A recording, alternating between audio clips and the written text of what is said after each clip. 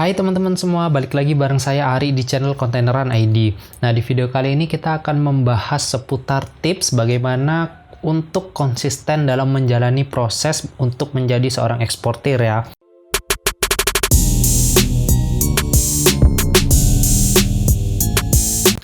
Karena kita semua tahu bahwa dalam proses ekspor itu butuh sesuatu hal, butuh sebuah konsistensi yang lumayan panjang, butuh kesabaran yang panjang, sehingga dalam berproses tersebut kita harus melakukan langkah-langkah secara konsisten atau pekerjaan-pekerjaan yang menuntut konsistensi, teman-teman. Karena nggak jarang juga lingkungan turut mempengaruhi kita untuk konsisten. Contohnya seperti ini.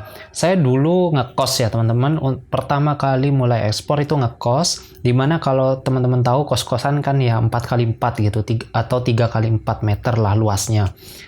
Nah, pasti di sini meja kerja atau meja belajar, jarak 3 atau 4 langkah itu udah kasur, teman-teman. Nah, lingkungan sangat tidak memungkinkan untuk kita bisa konsisten.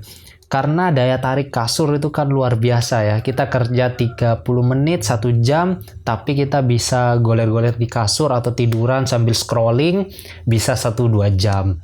Nah, itu juga akan menghambat konsistensi kita dan proses kita atau progres kita untuk menjadi seorang eksportir. Nah, saran untuk memecahkan hal tersebut tentu bekerja di luar itu menjadi salah satu prioritas agar hal-hal tersebut tidak terjadi. Teman-teman bisa ke cafe atau ke working space atau menyewa kantor yang petakan gitu, atau kantor yang hanya satu meja dengan beberapa kursi. Itu kan sekarang udah mulai ngetren di coworking space. Nah, teman-teman bisa menyewa itu kalau mungkin ada dana, kalau memungkinkan ya.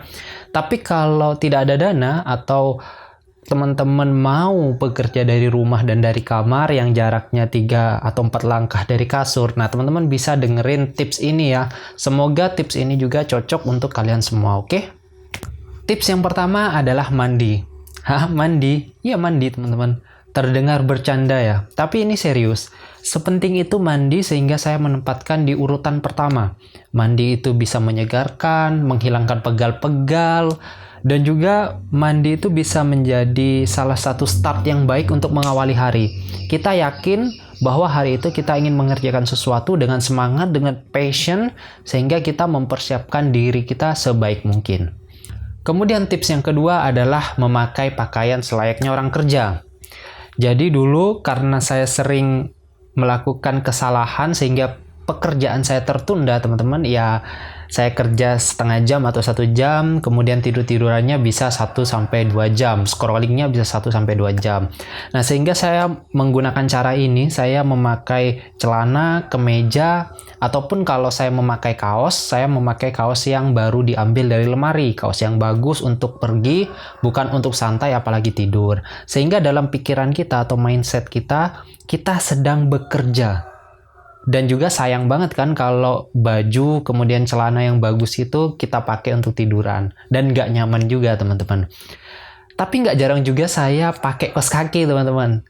Itu sebagai pelengkap aja sih. Meskipun di dalam rumah saya pakai kaos kaki sebagai pelengkap bahwa di dalam alam bawah sadar saya selalu bilang, oh saya lagi kerja. Sehingga terbentuk kebiasaan yang konsisten. Kemudian tips yang ketiga, jangan lupa teman-teman analisa jam kerja negara tujuan ekspor. Gunanya untuk apa?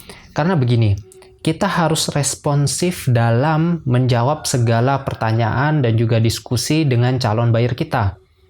Baik itu via call, via WhatsApp, via email, kita harus responsif dan komunikatif. Nah, kenapa harus seperti itu? Kita analogikan aja, teman-teman. Misal kita butuh seorang supplier, baik itu raw material atau supplier produk jadi. Kalau si supplier ini komunikasinya buruk, lambat balesnya, tidak bekerja sama dengan baik, apa kita betah? Apa kita mau untuk bekerja sama dengan supplier tersebut? At least di dalam diri kita pasti khawatir, teman-teman. Ini benar nggak ya suppliernya mau kerjasama dengan perusahaan kami? Nah, begitupun juga kalau kita berhubungan dengan buyer. Semakin kita responsif dan komunikatif, kita punya nilai plus dari buyer kita tentunya ya, dari point of view buyer kita. Sehingga kita satu langkah lebih menang daripada kompetitor-kompetitor kita. Tinggal nanti harga dan spek barangnya aja. Nah, contohnya seperti ini teman-teman. Saya kan target atau negara tujuan ekspornya adalah negara Timur Tengah atau negara Teluk ya. GCC, Gulf Cooperation Council. Di mana center dari GCC atau negara Teluk atau negara Arab itu ada Saudi Arabia. Dari dulu memang Saudi Arabia karena memang pusat wisata religi ya ada di sana, umroh dan haji ada di Saudi Arabia, sehingga Saudi Arabia dijadikan center. Kemudian akhir-akhir ini juga muncul kan center baru seperti Dubai di UEA, itu jadi center baru. Nah, sehingga kita harus melihat atau menganalisis jam kerja di negara tersebut itu seperti apa. Kemudian baru kita bisa sesuaikan dengan jam kerja kita. Nah, kenapa kita harus mempertimbangkan hal itu? Biasanya kalau kita mentargetkan suatu negara atau suatu kawasan, GCC kan kawasan teman-teman. Kalau kita lihat senternya seperti apa, biasanya negara-negara di sekitarnya belanja di sana atau melihat negara tersebut. Sehingga negara tersebut menjadi patokan dan negara tersebut atau patokan tersebut bisa kita ambil teman-teman sebagai jam kerja kita atau sebagai analisa kita.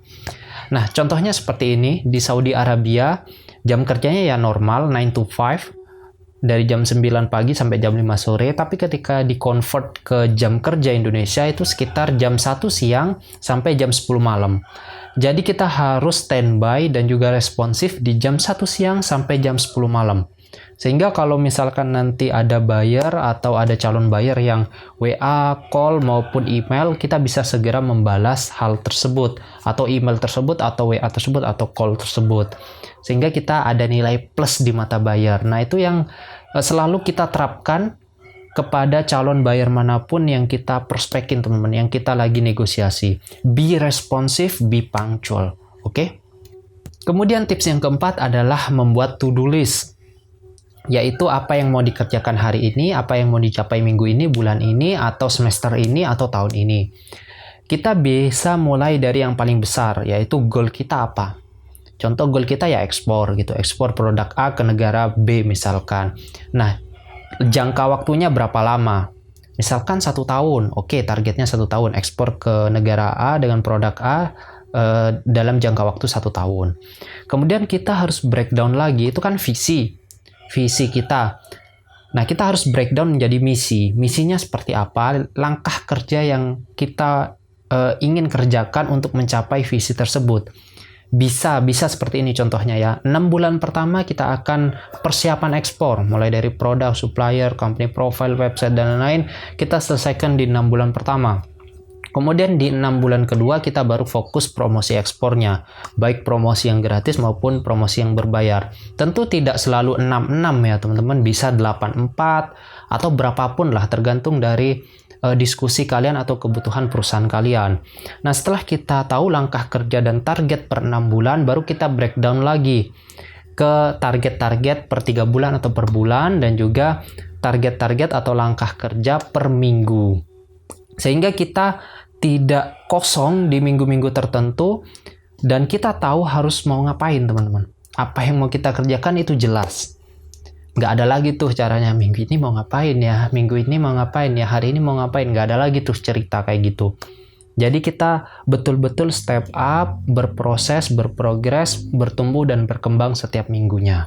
Nah, itulah keempat tips yang bisa teman-teman terapkan kepada kegiatan bisnisnya ya teman-teman. Semoga cocok dan kalian bisa adaptasi sesuai keinginan dan kebutuhan kalian saja.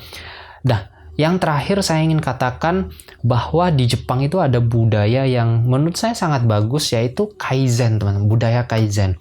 Saya nggak tahu bacanya gimana, tapi tulisannya Kaizen. Yaitu dia bisa berprogres secara konsisten terus-menerus sehingga dia jadi top of company di negaranya. Nah, caranya sederhana, cuma konsistensinya ini memang sangat diuji di sini. Jadi budaya Kaizen ini berprogres mulai dari menemukan masalah nih, kemudian mencari solusinya atau berdiskusi solusinya, kemudian planning, eksekusi, dan evaluasi. Dan begitu terus sampai menjadi sebuah produk dan juga perusahaan yang sangat bagus. Nah, ini bisa diterapkan kepada kita ya teman-teman. Saya juga berusaha untuk mengadaptasi budaya Kaizen itu karena sangat baik untuk perkembangan produk dan juga perusahaan kita. Nah, selain itu teman-teman bisa melakukannya dengan semangat ya, dengan passionate gitu, dengan emosi juga. Sehingga memang betul-betul all out di bidang ini ya teman-teman. Jadi kita bisa melakukan analisis akhirnya kita bisa melakukan analisis apakah progres kita atau usaha kita sudah on the track atau off the track. Nah, itu kalau teman-teman sudah melakukannya secara all out itu pasti ketahuan. Nah, itu nanti evaluasi dan juga bikin planning baru lagi teman-teman. Oke, mungkin segitu dulu untuk video kali ini. Terima kasih banyak untuk teman-teman yang sudah nonton. Jangan lupa untuk subscribe channel ini agar lebih berkembang dan juga semangat untuk memberikan tips-tips atau motivasi setiap minggunya ya teman-teman. Sehingga Containeran ID memang betul-betul sebuah gerakan ya. Sebuah gerakan ekspor Indonesia. Dan jangan lupa untuk follow media sosial kita di Instagram @containeran.id dan juga TikTok di @containeranid. Terima kasih banyak udah nonton di video ini. Kita ketemu lagi di video berikutnya. Bye!